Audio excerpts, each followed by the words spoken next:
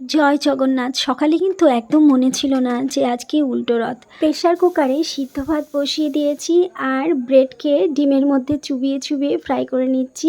এটা কিন্তু খেতে ভীষণ সফট হয় এবং টেস্টিও লাগে বেশি।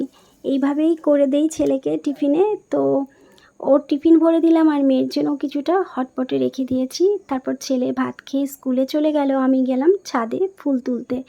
তো ওখান থেকে নেমে যোগা করে নিয়েছি। তারপর আমার তো ওয়াইফাইয়ের প্রবলেম হচ্ছিল, গতকালকেই বলেছি। আগেরটা টাওয়ারের প্রবলেম হচ্ছিল, একটা চিলেকোঠা হওয়ায় একটা বাড়িতে আর টাওয়ার পাচ্ছিল না। যাই হোক, আমরা চেঞ্জ করে নিলাম অন্য কোম্পানির। ভাবলাম আজ কর্মাবাইয়ের খিচুড়ি বানাই, এটা কখনো আমি বানাইনি, আজকে প্রথমবার বানাচ্ছি। গোবিন্দভোগ চাল, মুগের ডাল ভালো করে পরিষ্কার করে ধুয়ে কড়াইয়ে দিয়েছি হিং, গোলমরিচের গুঁড়ো পরিমাণ মতো, লবণ, হলুদ, আদা, জল। তারপরে একটু ফুটে গেলে দিয়েছিলাম গুড় এবং শেষে ঘি আর নারকেল কোড়া দিয়ে নামিয়ে নিয়েছি। আর আলু ভেজে নিয়েছিলাম।